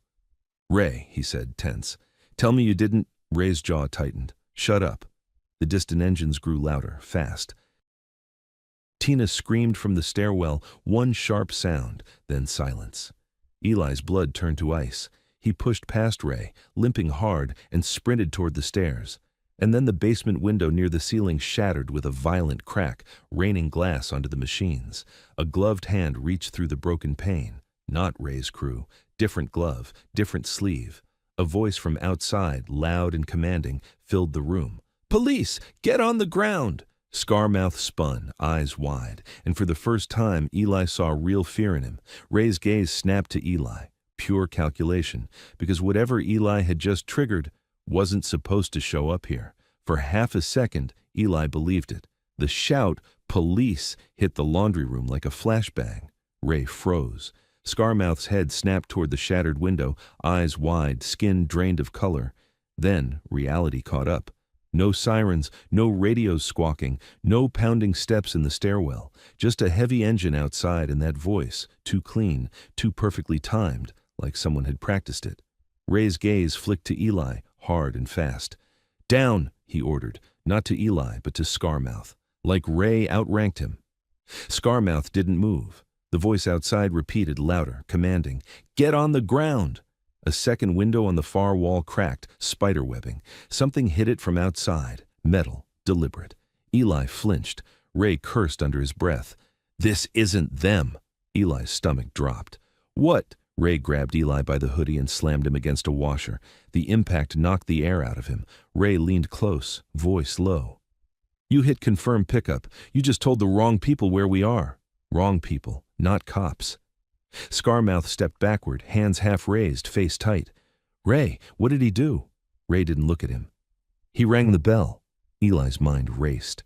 He thought of the map, the dots, pickup confirmations. This wasn't a phone. It was a dispatch tool, a pipeline controller. A third impact hit the back door from outside, one heavy thud that made the hinges groan. Tina's scream in the stairwell replayed in Eli's skull. Then silence. The kind that meant someone had put a hand over her mouth or worse. Eli tried to twist free. Ray's grip tightened. Don't, he hissed. If you run, you die. Eli spat. Ray's eyes flashed. Not my problem. The back door buckled again. Scarmouth's voice went sharp with panic. We need to move. Now. Ray released Eli abruptly and pulled his own phone out, thumb flying over the screen. The calm he'd had in the basement was gone, replaced by a clipped urgency. From outside, a new sound cut through the lot, a deep diesel rumble. Not one vehicle, two, maybe three. Heavy trucks, the kind that didn't belong behind an apartment building. The back door blew inward. A figure stepped into the laundry room wearing dark tactical gear, helmet, vest, face half covered. Not a cop uniform, no badge, no patch Eli recognized. A shotgun in hand, held low but ready. Behind him, another figure with a carbine, then another. Their movements were tight and practiced, like they'd done this 100 times. Down! The lead man barked. Scarmouth dropped instantly, palms on the tile. Ray didn't. Ray pivoted and moved like lightning, grabbing Eli and pulling him in front of his own body as a shield. Eli's breath caught. No! Ray jammed something cold against Eli's ribs, gun barrel tight enough to bruise. Don't move, he growled. The lead intruder's weapon tracked to Ray, steady. Put him down, Ray's jaw clenched. You're not law. The intruder didn't deny it. Put him down! Ray's eyes flicked to Scarmouth on the ground. Scarmouth stared back, terrified, helpless. Not because he was scared of guns, because he knew these people weren't here to arrest anyone. These were collectors. Ray leaned his mouth close to Eli's ear, voice barely audible. You're a courier now, whether you like it or not. Eli's mind split in two. One half screamed to fight, the other half understood. If he died here, Kayla was gone forever. Tina, too. Eli forced his voice out, shaky. I'm not with them. The intruder's helmeted head tilted like he didn't care. Doesn't matter. A hand signal. Two intruders moved in, flanking. Ray pressed the gun harder into Eli's ribs and started backing toward the maintenance hatch, dragging Eli with him. Nobody shoot, Ray said, voice controlled. You put a hole in him, you lose the phone. The lead intruder paused at that. What phone? Ray's lips tightened. The one you came for. Eli's stomach turned. They weren't here for Ray. Not really. They were here for the device, for the pipeline, for control. The lead intruder's weapon angle shifted a fraction, calculating. Where is it? Eli understood in a flash. The phone was still in his hand. The screen pressed against his palm. If he handed it over, these intruders would take it and walk away, and Ray would walk away too, because the objective would be complete, and Tina and Kayla would still be dots. Eli made a decision so fast his body moved before fear could vote. He jerked his arm up and smashed the phone against the corner of the washer. Glass cracked. Ray roared in pure rage and slammed Eli's head sideways into the machine. Stars exploded behind Eli's eyes. He tasted blood. The intruders surged forward. Scarmouth scrambled, trying to crawl away. Ray yanked Eli backward, pulling him into the narrow gap between machines as the intruders closed in. You idiot, Ray hissed. You just... Eli spat blood and forced the words out. Good. For the first time, Ray looked genuinely shocked, not because Eli was brave, but because Eli didn't care about the rules of their system. A sharp crack, gunfire, but not at Eli. One intruder fired into the ceiling, a warning. Plaster dust rained down. Down! The lead intruder shouted again. Ray's eyes cut to the broken phone in Eli's hand. The screen still glowed, cracked, but alive. The map jittered, the dots flickered. Ray made a choice too. He shoved Eli forward hard, straight into the intruder's line of sight, then dove sideways toward the stairwell door, using Eli as distraction. Eli stumbled, caught himself on a machine, then launched after him because if Ray reached the stairwell first, he'd get to Tina. Eli limped, ankle screaming, but adrenaline carried him. He hit the stairwell door and saw it. Tina on the landing, pinned by a big biker with a hand over her mouth, her phone on the floor, screen cracked. Her eyes were wide, wet, pleading. Ray was already halfway up the steps, moving toward her. Eli screamed, "Tina!" The big biker's head snapped toward Eli, and Tina did the one thing she could. She bit, hard. The biker cursed and loosened his grip. Tina shoved him, grabbed her phone off the floor, and stumbled up 2 steps. Ray reached her. He grabbed Tina by the wrist and twisted. Tina cried out. Her phone slipped. Eli lunged. He slammed into Ray's side, driving him into the stairwell wall. Ray's elbow whipped back into Eli's ribs. Pain knifed through him, but Eli held on, grabbing Ray's cut, ripping at it like tearing cloth could change anything. Tina scrambled upward, half crawling, sobbing. From below, the intruder's boots thundered into the stairwell. "Move!" Scarmouth yelled somewhere behind them, voice frantic. The stairwell filled with bodies, shouts, weapon lights. Eli caught one clear phrase from the lead intruder, cold and final. "Take the kid alive." Ray's eyes locked on Eli. And Eli realized with sick certainty that everyone in this building, Black Veil, the fake cops, whoever these intruders were, had just agreed on one thing. Eli couldn't be allowed to choose what happened next. Eli's ankle buckled on the 3rd step. He caught the rail, teeth clenched, and hauled himself up anyway. The stairwell was a narrow concrete throat that amplified everything. Boots, shouts, the slap of bodies against walls. Weapon lights flashed below like lightning in a storm. Tina was ahead of him, scrambling upward on hands and knees. Her phone was in her fist again, screen spiderwebbed but still glowing. Her hair was loose, her face streaked with tears and detergent dust. Ray surged up 2 steps at a time, closing on her. He wasn't trying to catch Eli anymore. He was trying to end the only live camera in the building. Eli lunged and hooked his arm around Ray's waist from behind. Ray didn't even turn fully. He drove an elbow back into Eli's ribs with surgical force. Pain detonated in Eli's side. Eli almost let go, but he clenched harder, forcing his body to be heavier than Ray expected. Tina reached the top landing, a door, daylight beyond the small window. Ray reached for her ankle, and Tina kicked, heel catching Ray's wrist. Ray hissed. Eli used the moment. He slammed his shoulder into Ray's back and drove him sideways into the stairwell wall. Ray hit hard, but he didn't go down. He never went down. From below, the lead intruder's voice cut through, cold and controlled. "Take the kid alive!" Eli's blood turned to ice. The intruders weren't here to arrest anyone. They were here to collect the phone system, and now they were here to collect him. Ray's eyes flicked down the stairwell, calculating. Scarmouth's frantic yells echoed somewhere in the basement, then cut off abruptly, like someone had grabbed him by the throat. Ray made a decision. He shoved Eli off him, grabbed Eli's hoodie, and yanked him upward so hard Eli's feet nearly left the steps. "Move," Ray snarled. "Now!" Eli fought the grip, but Ray dragged him like he weighed nothing, hauling him toward the top landing where Tina was fumbling with the door. Tina slammed her palm against the push bar. The door flew open. Cold morning air hit them. Open space, parking lot, the back of the building, and in the lot, everything waited. The black SUV, 2 motorcycles. Another vehicle Eli hadn't seen before, a boxy black van with no markings, parked at an angle like it owned the exit. Ray shoved Eli out into the open. Eli squinted against the light, disoriented. For a split second, he thought he'd stepped out of one trap and into another identical one.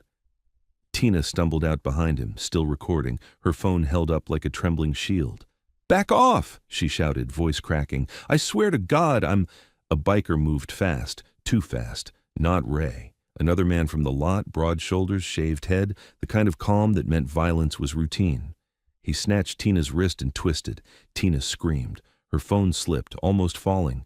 Eli reacted without thinking. He threw himself at the biker, grabbing his arm, trying to pry fingers loose. Ray grabbed Eli by the back of the neck and yanked him off like he was plucking a dog away from a fight. "Not her," Ray growled. "You!" Eli kicked backward, heel connecting with Ray's shin. Ray's grip tightened. Tina's phone hit the asphalt and skidded, still recording, camera pointed up at the sky and the edges of faces moving through frame. The biker who'd grabbed Tina leaned down and lifted the phone off the ground. He didn't smash it. He turned it off. The screen went black. Eli's stomach dropped. That was it. The light went out. Tina sobbed, "No, no, please." Ray's voice went quiet, deadly. "Get her inside." The biker dragged Tina toward the stairwell. Tina fought, digging heels into pavement, but she was small and terrified, and he was built like a wall. She twisted her head to look at Eli one last time. "I sent it," she cried. "Rosa has it! Rosa has it!" Eli's chest tightened. Rosa, the nurse, the friend Tina trusted. Ray heard it too. His eyes narrowed a fraction. Then the stairwell door slammed, cutting Tina off. Eli was alone in the lot with Ray, the SUV, the bikes, and the van. And the morning looks normal around them. A guy jogging with earbuds on the far sidewalk, a dog barking in a yard, a delivery truck turning at the intersection. Ordinary life was inches away and completely unreachable. Ray shoved Eli toward the black van. Eli planted his feet. His ankle screamed. "Where is Kayla?" Ray didn't answer. Eli tried to twist away and run, but the movement was slower than he wanted. His body was starting to fail. Ankle, ribs, bruised head, lungs tight from panic and detergent fumes. Ray caught his hoodie and hauled him back. "Don't," Ray said, almost tired. "You don't run from this. You get assigned." Assigned, like he was a package. Eli spat blood onto the pavement. "I'm not yours." Ray's gaze locked on him. "You already are. The moment you confirmed pickup, you stepped into a lane you don't understand." Eli's mind flashed to the app. Drop, pickup, shift, 312, C-Doc, the red time, 7 o'clock. 7, Eli said, forcing the word out. "That's when you move her." Ray's expression didn't change, but Eli saw the smallest tightening around his eyes. So it was true. Eli's pulse hammered. "Where is she?" Ray leaned in slightly, voice low so no one else could hear. "You don't care about her," he said. "You care about being the hero in your own head." Eli's throat tightened with rage. "I care because I saw her face." Ray's jaw worked once, then he stepped back and nodded to the van. A sliding door opened with a soft mechanical shh. Inside, a bench seat, dark interior, the smell of rubber and cold metal. Eli's stomach turned. Ray grabbed Eli's forearm and shoved him forward. Eli resisted, feet scraping on asphalt, but another biker stepped in behind him and pushed. The pressure on his back wasn't a hand, it was a gun barrel. Eli froze. Ray's voice was almost gentle again.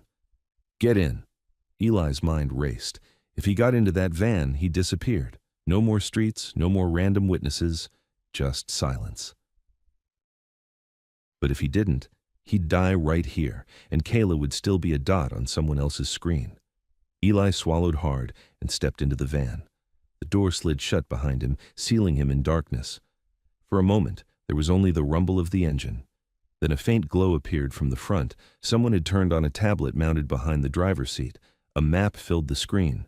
2 dots. A red dot labeled with a code Eli didn't recognize. A blue dot moving along a route toward a marked point. C-Doc. Ray's voice came from the front, calm and close, like he was sitting in the driver's seat. "You're going to do exactly what you're told," he said, "and you're going to stay alive long enough to make it look like your idea." Eli's hands curled into fists in the dark. "What are you?" Ray paused just long enough for the answer to feel heavier. "Cleanup," Ray said, "for mistakes, like you." The van rolled forward, smooth and steady, pulling out of the lot into morning traffic like nothing had happened. Eli stared at the glowing map until his eyes burned, and then the tablet chimed. One clean electronic sound. A new message appeared at the bottom of the screen. Shift confirmed. Eli learned the worst part fast. The van didn't feel like a kidnapping. It felt like a ride you couldn't get out of. The suspension barely bounced. The engine stayed low and steady. No music, no chatter, just Ray's breathing up front and the faint rattle of something metal under the seat like tools. The tablet behind the driver's seat glowed with the map. Red dot, blue dot, C-Doc ahead. Shift confirmed, sitting at the bottom like a receipt. Eli's wrists weren't zip-tied. That was the point. If he wasn't tied, he couldn't prove anything. If he ran, he looked guilty. If he stayed, he became part of the story they wrote. Ray glanced at the tablet, then into the rearview mirror. Eli saw his eyes, calm as ever. "You're going to listen," Ray said. "No hero moves, no screaming. You try it." You don't see daylight again. Eli kept his voice low. Where's Kayla? Ray didn't answer directly. You'll see what you're meant to see. That chilled Eli more than any threat. Meant to see meant staged. The van turned off the main road and onto a service route lined with warehouses. The city thinned out into concrete and chain-link fences. The river smell crept in, cold water, algae, diesel. Eli stared at the tablet and tried to think like a thief, like an operator, like someone who built systems to trap people. Shift confirmed, Eli murmured. That's me. Ray's eyes flicked to the mirror. Smart. Eli forced himself to breathe evenly. So what am I? Courier. Ray gave a tiny shrug you could hear in his voice. Decoy, delivery, depends on the minute. The van slowed at a red light. Eli's heart spiked. He could try the handle. He could bolt into traffic. Then he saw the second vehicle. A dark pickup rolled alongside them in the next lane. Tinted windows, a driver's silhouette wearing a helmet. The pickup matched their speed like it was attached. Ray didn't look at it. He didn't need to. Eli understood there was no single escape moment. Every moment had backups. They reached a cargo area by the river, stacked containers, loading ramps, faded numbers painted on concrete. A sign read, City Port Access, authorized personnel only. Most of the letters were rusted away, but the message was clear. If you scream here, the river eats it. The van passed through an open gate without stopping. Inside the yard, a cluster of vehicles waited in a loose half-circle. Motorcycles, a tow truck with a clean logo, the black SUV, and one unmarked white box truck parked near a warehouse door. Eli's stomach tightened. That box truck looked like moving day, like a normal business, like something that could carry anything without questions. Ray pulled the van into a spot that placed Eli facing the warehouse door. The engine cut. Silence hit hard. For a beat, nothing moved. Then the warehouse door creaked up a foot and stopped. Light spilled out underneath, yellow, industrial. Ray turned in his seat, finally looking back at Eli directly. Here's what happens, he said. You get out. You walk where I tell you. You don't talk to anyone unless I tell you. And you don't look like a hostage. Eli's mouth went dry. And if I do? Ray leaned slightly, voice flat. Then you become the reason Kayla doesn't come home. Eli's fists clenched. He hated that Ray used her name like a switch. Ray hit the button. The side door slid open. Cold air poured in. Eli stepped out, forcing his legs to work. His ankle protested, but he kept his limp small. He tried to look like he belonged, like he was just another kid in a bad hoodie in the wrong place for the wrong job. Ray followed, close enough that Eli felt him at his back. Across the yard, Scarmouth stood near the SUV, face bruised from the earlier hit, eyes sharp and resentful. When he saw Eli, his smile returned, thin and poisonous. Well, Scarmouth called, look who decided to cooperate. Ray ignored him and guided Eli forward with a light touch at the shoulder, casual, controlling. Eli's eyes searched the yard for Tina. Nothing. No sign of her, no sound, no phone glow. He searched for Kayla. Nothing. The warehouse door rose higher.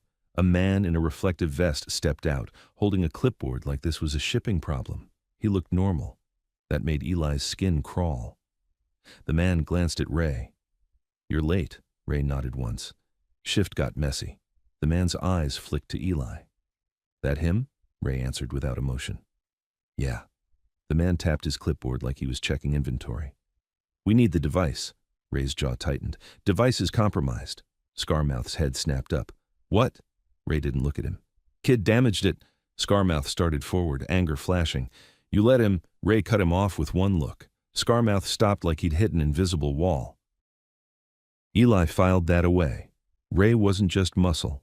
Ray was authority. The man in the vest frowned.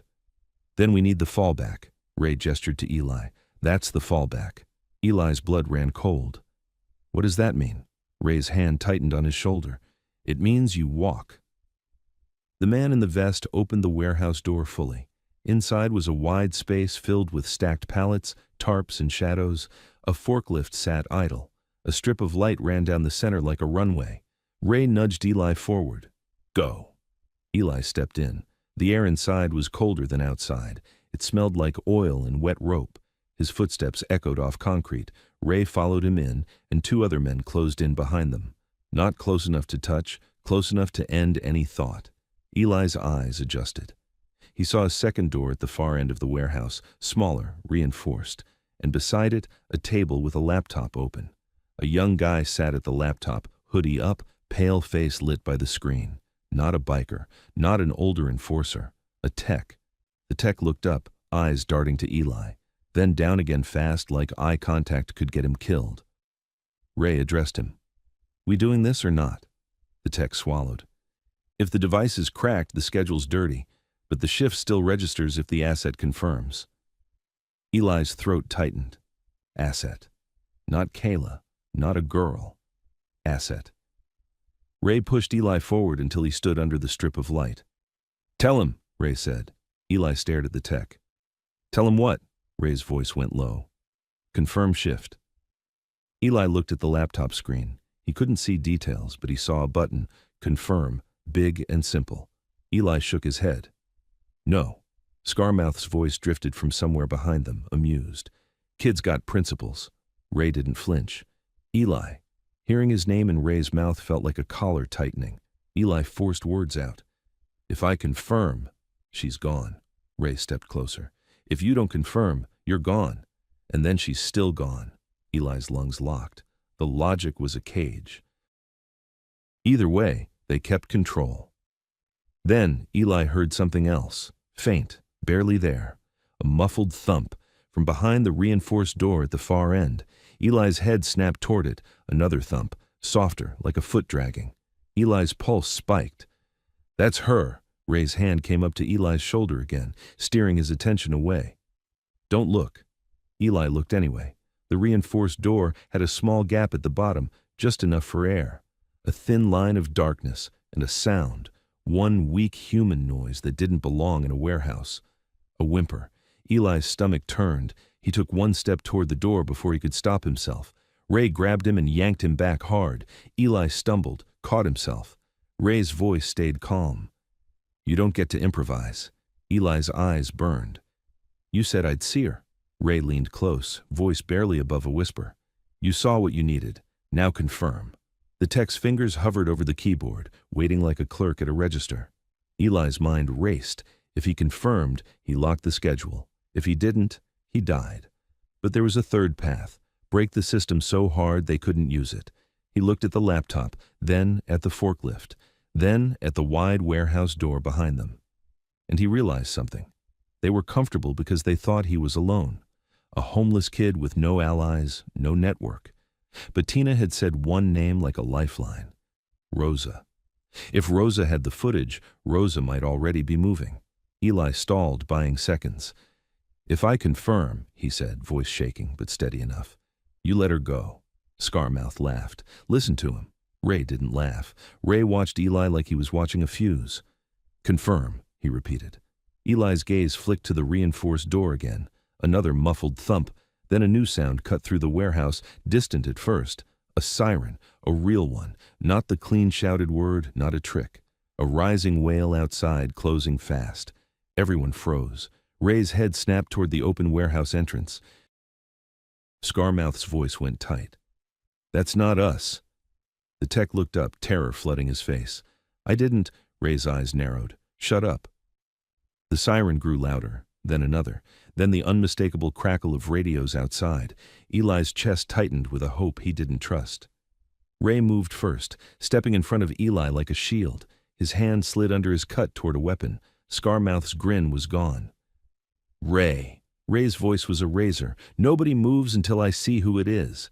The siren screamed closer, and in the chaos of that sound, the reinforced door at the far end suddenly banged, hard, like someone inside had kicked it with everything they had left. Eli flinched. Ray's eyes cut back to the door, and Eli understood, clear as daylight, whatever was coming from outside. Kayla was still inside. The sirens didn't sound like rescue. They sounded like pressure, like the whole yard outside was being squeezed. Ray's body shifted in front of Eli, blocking him from the warehouse entrance. His hand slid under his cut, not hurried, but ready. Scarmouth took 2 steps back as if distance could protect him from whatever was coming.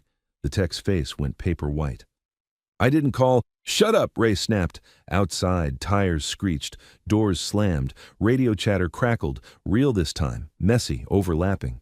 Eli's pulse pounded. Hope tried to rise, but he crushed it down. In his world, police could mean anyone with a loud voice and a gun. Then, a voice boomed from outside, amplified, sharp with authority. This is law enforcement. Everyone inside, come out with your hands up. Scarmouth's jaw dropped. That's real. Ray didn't answer. He watched the entrance like a man watching a weather front. The reinforced door at the far end of the warehouse banged again, harder, followed by a thin cry that made Eli's stomach twist. Kayla. Eli took one step toward the door. Ray grabbed his hoodie and yanked him back. No, Eli hissed. They're here. Let me. Ray's eyes cut to him cold. You move, you die. Another shout from outside. We have the building surrounded. The tech's hands trembled over the laptop. If they breach the records. Ray slapped the laptop shut with one palm. Doesn't matter. He turned his head slightly, listening. Not to the cops. Ray listened to the rhythm of movement outside, the spacing of footsteps, the timing of commands. He was reading them like a map. Scarmouth edged closer. Ray, what do we do? Ray's voice was low. We don't shoot cops. Scarmouth swallowed. Then we're done. Ray's mouth tightened. Not yet. Eli saw it. Ray wasn't panicking. Ray was calculating an exit. The warehouse entrance exploded with motion. A figure in dark uniform appeared in the doorway. Helmet, vest, rifle up. Behind him, two more. Their patches were hard to read at this distance, but the way they moved wasn't like Ray's intruders from before. These were trained to hold a line, not snatch a prize. Hands! The lead officer barked. Hands where we can see them! Scarmouth's hands shot up so fast it looked like a flinch. Ray didn't raise his hands. He pressed Eli down behind a stack of pallets with a hard shove. Stay, he murmured, and for the first time it wasn't a threat. It was command. Eli crouched, heart hammering. He watched through gaps in the pallets. The officers advanced in a wedge. Flashlights swept, rifles tracked. On the ground, now! Scarmouth dropped to his knees, then to his stomach, palms out. Ray took one slow step back, not surrendering, repositioning. His eyes flicked toward a side door Eli hadn't noticed before, a steel personnel exit half hidden behind tarps. Ray was going to slip away in the noise. Eli's mind screamed, if Ray leaves, Kayla disappears through that reinforced door. The cops would focus on the visible men and miss the hidden room. Ray would vanish with the system still intact. Eli looked at the reinforced door again. It didn't just look strong. It looked used, scuff marks near the bottom, like shoes had kicked it over and over. Eli made a decision. He moved, low, fast under the officer's line of sight, slipping from the pallets toward the reinforced door. His ankle screamed, but he ignored it. The sound of sirens and shouting covered him. He reached the door and pressed his ear to it. A faint whimper, a breath, a human sound that cut through everything. Kayla, Eli whispered, not sure she'd hear.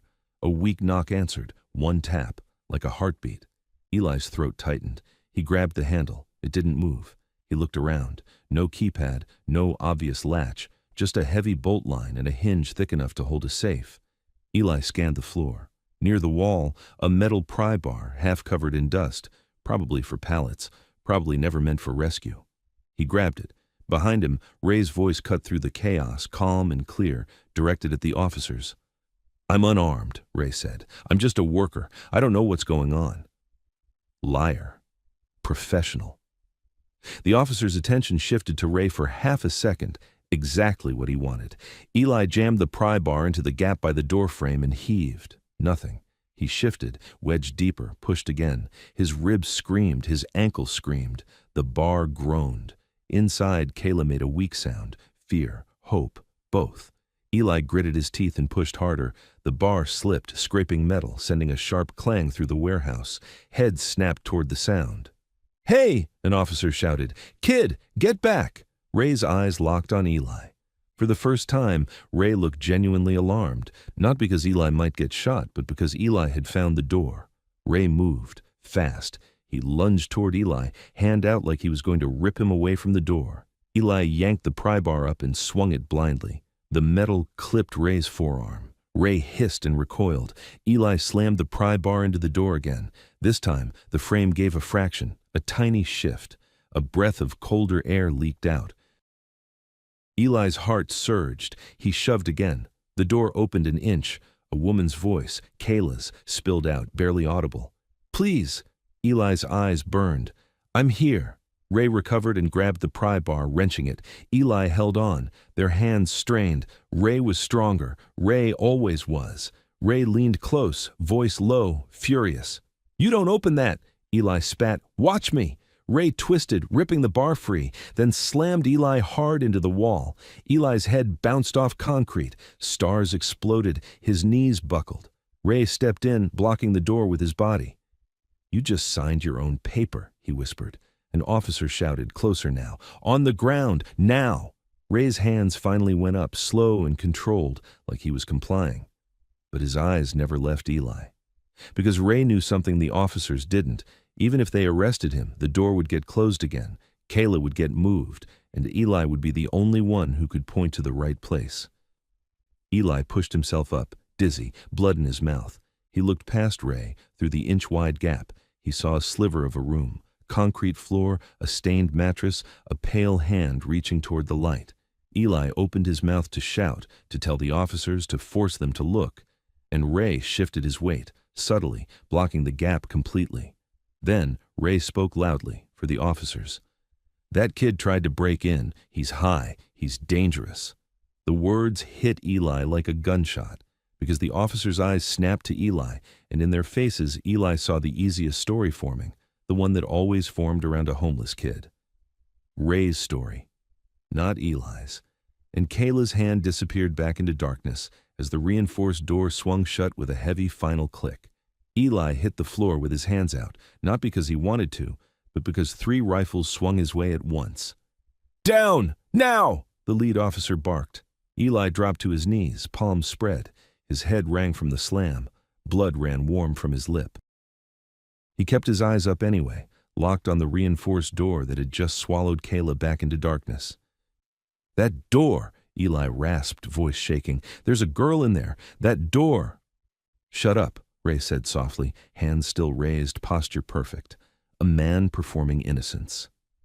The officers moved in, cuffing Scarmouth first. Scarmouth's cheek pressed to the concrete, eyes darting, teeth bared in rage and fear. The tech was on the ground too, trembling so hard his shoulders shook. Ray stayed standing until the last second, hands high, calm. The kind of calm that made cops relax, the kind Eli had never been allowed. An officer approached Ray. "Turn around," Ray complied, slow. "I don't know what this is," he said, voice steady. "I drive, I do pickups, I don't—" "Save it," the officer snapped, but even the snap had less bite than it had for Eli. Eli's chest tightened. "Officer," he said, louder. "Listen, Ray's lying. He shut that door. There's a girl, Kayla Hart. She's inside." The lead officer glanced at Eli like Eli was an inconvenience. "Kid, not another word." Eli swallowed hard. "Her mom, Marissa Hart, she—" "Not another word," the officer repeated, and it landed like a threat. Ray's eyes flicked to Eli. Not fear, not pity, satisfaction, because the system was doing what it always did. Then, the lead officer's radio crackled. "Unit 1, we've got movement on the east side. Possible vehicle trying to exit." Ray's head tilted slightly. East side, side door. Eli's pulse spiked. He tried to turn his head, but a boot pressed his shoulder down. "Stay," an officer hissed. On the far side of the warehouse, the steel personnel door slammed open. A man in a reflective vest sprinted through, clipboard guy, then vanished out into the yard. Another figure followed, dragging something heavy. Eli's stomach dropped. They were moving Kayla, right now. Eli surged up, trying to crawl toward the door. A rifle butt shoved him back to the floor. "I said stay down." Eli swallowed a scream. "They're taking her!" The lead officer looked toward the east door, then shouted into his radio, "Stop that vehicle!" Outside, an engine roared, tires squealed, a crash of metal, like a gate being forced, shouts layered over each other, officers yelling, bikers cursing, someone screaming directions. In the chaos, Eli saw Ray's hands, cuffed behind his back, shift just slightly. A tiny movement, fingers flexing. He wasn't surrendering, he was signaling. Eli focused on Ray's face. Ray's eyes were turned toward the personnel door, calm again, as if he'd already accepted the outcome. Eli's mind snapped to one desperate thought. If he could force the officers to open the reinforced door, Kayla would be undeniable. Not a story, not a rumor, a living person. Eli pushed himself up again, slower this time, careful. "Officer," he said, voice hoarse, "please, just look. Open that door. If I'm lying, arrest me. If I'm not." The lead officer hesitated, gaze flicking to the door, then back to Eli. Doubt, tiny, reluctant, crossed his face. Then Ray spoke, softly, perfectly placed. "That door's a storage lock. Hazard, chemicals. He doesn't know what he's doing." The lead officer's jaw tightened. He looked away from the door. "We're securing suspects first." Eli's chest clenched. Suspects first, evidence later, and in the later, Kayla would be gone. Outside, the engine noise shifted farther away. Vehicle accelerating out of the yard. Eli's nails dug into concrete. He forced himself to breathe. Think like a survivor, not like a victim. What did he have? No phone, no footage, no backpack, just his eyes and one name, Marissa Hart, and another, Rosa. Tina had said she sent it. If Rosa had the recording, then someone outside this warehouse might already know. Eli's gaze snapped to Scarmouth, face down, cuffed, eyes still sharp. Scarmouth looked back at him and smiled without lifting his head, a smile that said, "You lost." Then, from the entrance, a new voice cut through, female, loud, furious. "Where is he?" Eli's head jerked. A woman pushed into the warehouse past a uniformed officer like she didn't care about protocol. Dark hair pulled back, scrub pants under a heavy jacket, a hospital badge clipped to her chest. Rosa. Her eyes swept the room and locked on Eli instantly. Not because she knew him, because she recognized him from Tina's shaking footage. "Eli," she shouted, "are you hurt?" Eli's throat tightened. Relief hit so hard it almost dropped him. The lead officer stepped into her path. "Ma'am, you can't be—" Rosa shoved a phone into his face. "I got a video sent to me 10 minutes ago from your shelter volunteer. Faces, patches, a kid being hunted, and I already sent it to 3 people who don't answer to your local dispatcher." The lead officer blinked, thrown off. "Who are you?" Rosa's voice was steel. "I'm the person who doesn't need your permission to tell the truth. Now, open that door." Eli's heart slammed. He pointed with a shaking hand. "That one. Reinforced. She's inside." Ray's head turned slightly. For the first time, a flicker of something crossed his face. Alarm. The lead officer hesitated, then motioned to 2 of his men. "Check it." They approached the reinforced door cautiously. One officer tested the handle. Locked. He looked back. "No key." Rosa stepped forward. "Then break it." The officer frowned. "We need a warrant for—" Rosa cut him off. "There's a child in there. Break it." A beat. The lead officer made a decision, jaw tightening like it hurt his pride. "Breach." One officer pulled a small pry tool from his belt. Another backed up and kicked the door near the latch. The door didn't budge. Eli's stomach dropped. It was stronger than a normal lock. "Again!" Rosa snapped. The officer kicked again. Metal boomed, still held. Ray's eyes tracked every movement, calculating. Eli saw it. Ray was waiting for an opening, for confusion, for someone to drop their guard. Outside, another radio call crackled. "Unit 1, the box truck is gone. Repeating, the box truck is gone." Kayla, or part of the pipeline. Eli's chest tightened.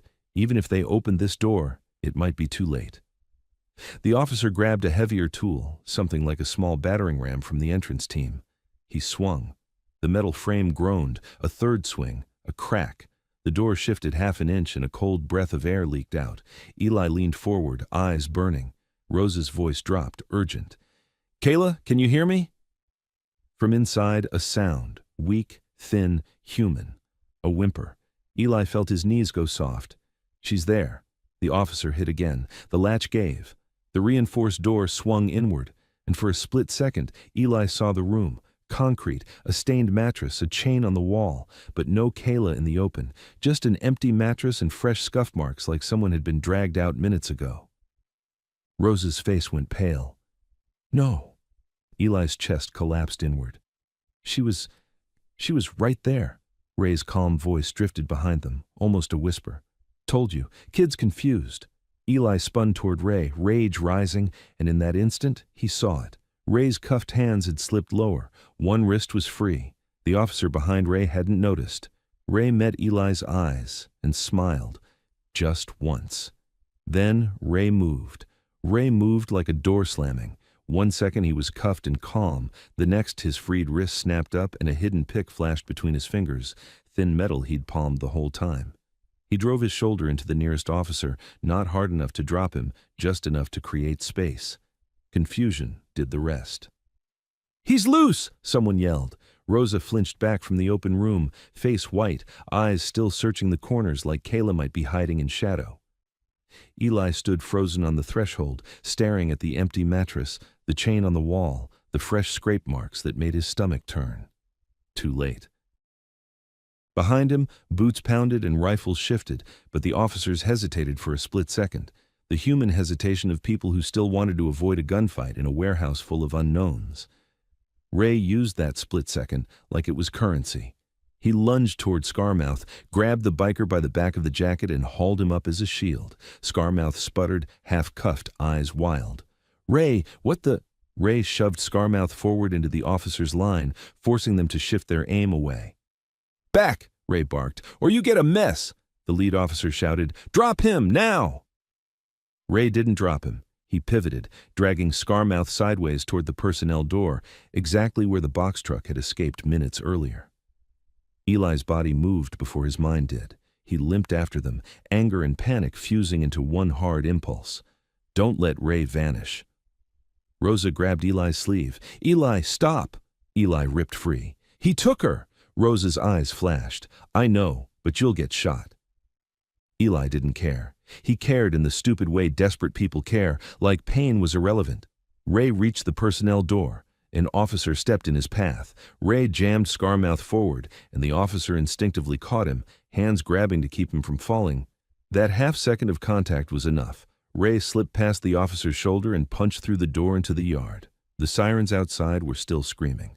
Officers were still flooding the perimeter, but the yard was large, cluttered, full of blind angles between containers and parked vehicles, a place built for things to disappear. Eli burst out after Ray into cold air and hard light. He saw Ray sprinting toward a row of containers where a tow truck sat idling, angled like it was about to leave. Not the black SUV, not the motorcycles. A tow truck, clean logo, legitimate face. The same kind of camouflage that made the box truck invisible. Ray didn't run like a man escaping. He ran like a man returning to his route. Eli forced himself forward, ankles screaming, ribs tight. He shouted, "Ray!" Ray didn't turn. Eli grabbed the only weapon within reach, an orange traffic cone, and hurled it. It bounced off concrete, useless. Ray reached the tow truck. The driver door opened. A man inside leaned out, eyes scanning, then saw Ray and nodded once. No surprise, no fear, just business. Ray jumped up onto the step and grabbed the door frame. Eli's vision narrowed. If Ray got in, that was it. Eli sprinted, half run, half fall, toward the tow truck and slammed his hands onto the passenger side door, trying to yank it open. Locked. Ray turned his head then, finally, and met Eli's eyes across the hood. There was no rage in Ray now, no performance, just a hard, flat certainty. "You don't learn," Ray said. Eli spat blood. "Where is she?" Ray's lips barely moved. "Not here." Eli's chest tightened. "You moved her." Ray tilted his head, almost approving. "You're catching up." A shout rang out from behind Eli, officers flooding into the yard. "Stop! Get on the ground!" Ray glanced toward the sound, then back to Eli. "You want to help her?" he said softly. "Then you do exactly what you're told." Eli stared. "By who?" Ray's eyes flicked to Eli's pocket, where the cracked phone had been earlier, but the phone was gone now, taken in the warehouse chaos. Eli felt suddenly naked without it, like he'd lost the only proof he'd ever had. Ray reached into his cut and pulled something out, small and metallic, the motel charm. He held it up between two fingers like a coin. Eli's throat went tight. "You kept it." Ray's mouth curled. "We keep everything." He flicked his wrist and tossed the charm, not to Eli's hands, to the ground at Eli's feet. It clinked on concrete. Eli looked down at it confused. Ray's voice stayed low, carried by the diesel rumble. CDOC isn't one place, Ray said. It's a handoff. You confirm, you get a location. You don't confirm, you get buried. Eli's pulse pounded. Confirm what? I don't have the phone. Ray tapped the side of his head. You don't need it now. Then Ray nodded toward the container row. A door on a container 2 rows down shifted slightly. Just a crack? Eli's blood turned cold. Someone was inside. Ray leaned closer, voice barely a whisper. They wanted you alive because you're the only one who can fix what you broke. The pickup you confirmed? It called in the wrong crew. It burned a route. People got nervous. Eli's mind flashed to the intruders, the fake police shout, the sudden breach. It had been a collision of systems, a war inside a war. Ray's eyes narrowed. So here's the deal. You're going to walk to that container, he said. You're going to open it, and you're going to get inside without making noise. Eli's stomach flipped. No. Ray's voice hardened. If you don't, Tina doesn't see tomorrow. Eli froze. Ray watched Eli's face like he was reading a gauge. You thought we forgot your little shelter friend? We didn't. She's breathing because she's useful, same as you. Eli's throat tightened. Where is she? Ray didn't answer. He didn't need to. The threat was the answer. Officers were closer now, shouting. Ray lifted his hand slightly as if he was about to comply. Then he slid into the tow truck cab in one smooth motion. The driver gunned the engine. Eli lunged forward, grabbing the doorframe, trying to stop him. Ray shoved Eli's hands away with one hard motion, not angry, efficient.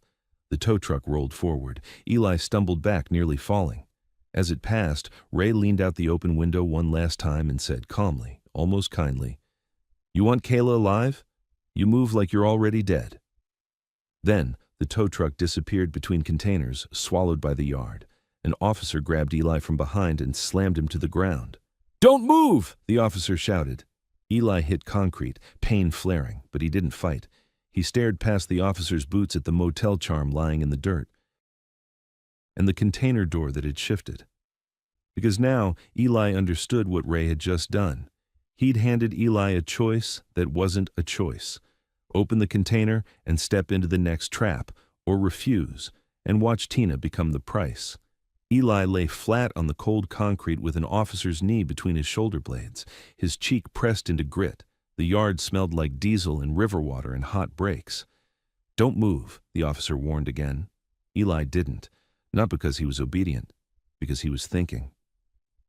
The motel charm sat inches from his face, 312, half in dirt, half in a thin puddle.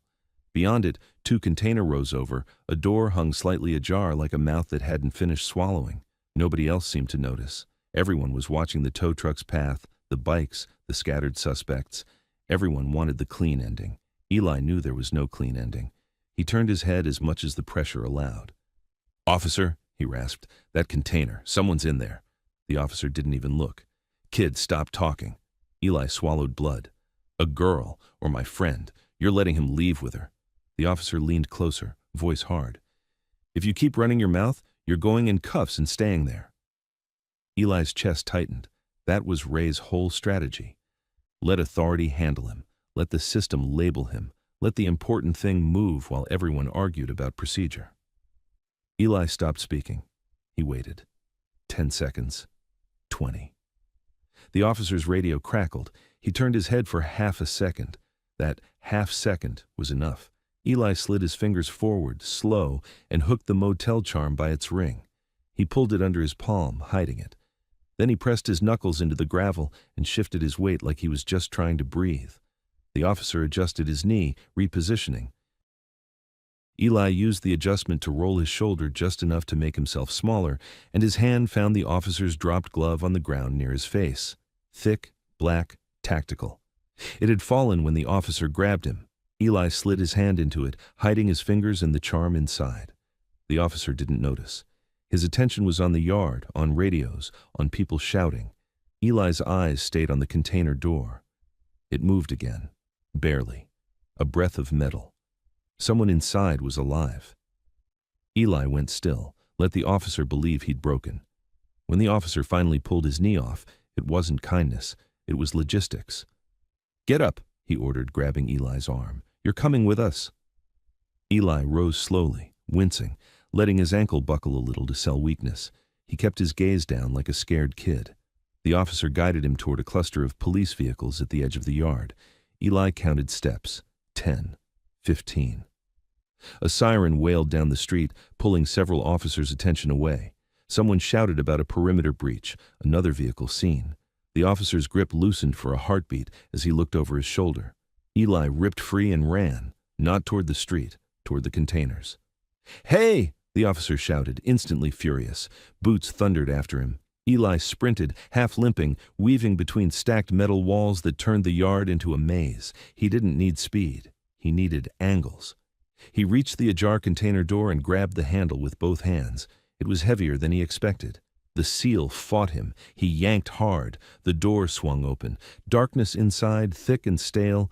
The smell hit first. Sweat, fear, old metal.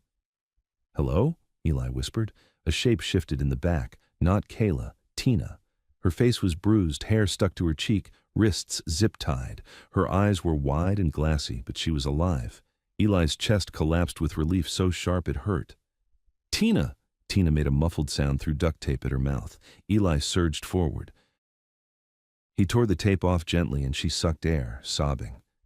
"Eli, don't, I'm getting you out," he whispered, already fumbling with the zip ties. Tina shook her head hard, panicked. "No, Kayla, she's not, she's..." Eli's fingers froze. "Where?" Tina's voice was ragged. "They moved her, not the truck, not the tow. Another route. Rosa. Rosa tried..." Eli's stomach turned. "Where did they take her?" Tina's eyes flicked to Eli's gloved hand. "What's that?" Eli opened the glove. The motel charm sat in his palm, dirty, the number still clear. Tina's face tightened. That's their marker, their handoff key." Eli's mind snapped back to Ray's words. "CDOC isn't one place, it's a handoff. You confirm, you get a location." He didn't have the phone, he didn't have the app, he had one physical piece of their system. Eli grabbed Tina's shoulders. "Listen to me. Can you walk?" Tina nodded, trembling. "Barely." "Then you walk out of here like you belong," Eli said. "And you get to Rosa. Tell her they're using Haddon Motel, room tags, 312, tell her..." Tina's eyes widened. "Eli, you can't..." Footsteps pounded outside the container. Flashlights sliced into the darkness. "Come out!" an officer shouted. "Now!" Eli's heart hammered. He looked at Tina, then at the yard beyond the door. Officers were closing in. He had seconds before he was slammed down again. Eli made the only move left, forced the story into daylight. He shoved the container door wider so the officers could see Tina clearly, tied, bruised, terrified. "Look!" Eli shouted, voice breaking. "She was in here!" The officer nearest them froze, shock cutting through his anger. "What the hell?" Other officers rushed in. Someone cut Tina's ties. Someone wrapped a blanket around her shoulders. Questions poured out. Tina started speaking fast, voice shaking. "They took a girl. Kayla Hart. Black Veil. Haddon Motel." Rosa appeared at the edge of the crowd, pushing through, eyes blazing. When she saw Tina, she swallowed a sob and grabbed her, holding her tight. Eli watched them, chest tight. He wanted to collapse into that relief. He didn't, because Kayla wasn't here. Eli stepped back slowly, slipping out of the cluster while everyone's attention locked onto Tina and Rosa and the new, undeniable evidence. The motel charm burned in his palm. Eli turned and limped away between the containers toward the far fence line where the yard met a service road. He kept his hood up, shoulders hunched, just another kid moving wrong in a place full of people. He heard Rosa shout his name behind him, "Eli!" He didn't stop. If he stopped, they'd hold him, they'd question him, they'd lock him in a room while paperwork happened. And paperwork was how Kayla disappeared. Eli reached the service road and slipped through a gap in the fence where the chain link had been bent back. Old damage, used by workers, used by anyone who needed out. He emerged onto the road and kept walking, limp steady, breathing controlled. A car slowed beside him, passenger window down. Rosa. She'd stolen a moment away from the chaos, eyes wet and furious. "Get in," she demanded. Eli shook his head. "They'll stop you." "Get in," she repeated. "Now." Eli hesitated, then climbed into the passenger seat, pain flaring as he folded his leg in. Rosa took off immediately, tires chirping. She drove like the road owed her. "You can't go alone," she said, voice tight. "You're bleeding. I'm fine," Eli lied. Rosa glanced at his hand. "What's that?" Eli opened his palm, the motel charm. Rose's jaw tightened. Hadden. Eli nodded. Ray said CDOC is a handoff, not one place. This is the key. I think the motel is where they reset. Rose's hands tightened on the wheel. I sent Tina's video to a federal contact. He called me back 5 minutes ago.